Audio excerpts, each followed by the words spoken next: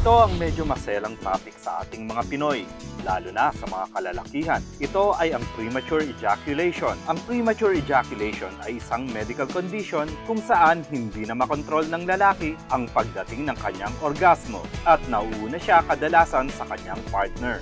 Ito ang isa sa mga sanhi kung bakit nagkakaproblema ang mga mag-asawa. Cases have shown that 1 out of 3 men had experienced this problem at some time. Kahit mahirap mang aminin ito ng mga kalalakihan, ngunit may mga naglakas loob na ikwento ang kanilang karamdaman, tulad ni Dr. Arnel Antonio. Actually, ano lang ito kailan nag-50 ako. So, 2 years na.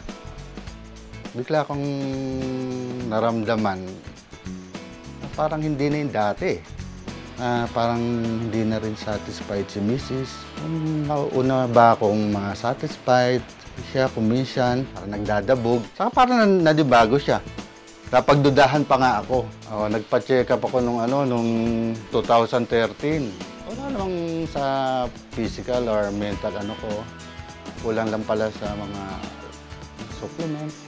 Premature ejaculation nga daw. Sobrang pagod or dumadating na rin sa edad. Kagaya ko ngayon, 52 na ako. Parang hindi kami mag-sort ng misis ko, medyo nagtatampo. Napagdududahan pa ako. Sinubo ko nga itong Robust na dietary supplement. Ang nag-recommend nun yung si Dr. Joy saka si pamangking ko na nagkataon sa ATC nag-work. Para kay Dr. Antonio, ang ganitong bagay ay hindi niya kayang palampasin gawa ng kanyang pagmamahal sa asawa. Buti na lang at nakapagbago siya ng lifestyle at nakatagpo siya ng tutulong sa kanya, ang Robust ng ATC.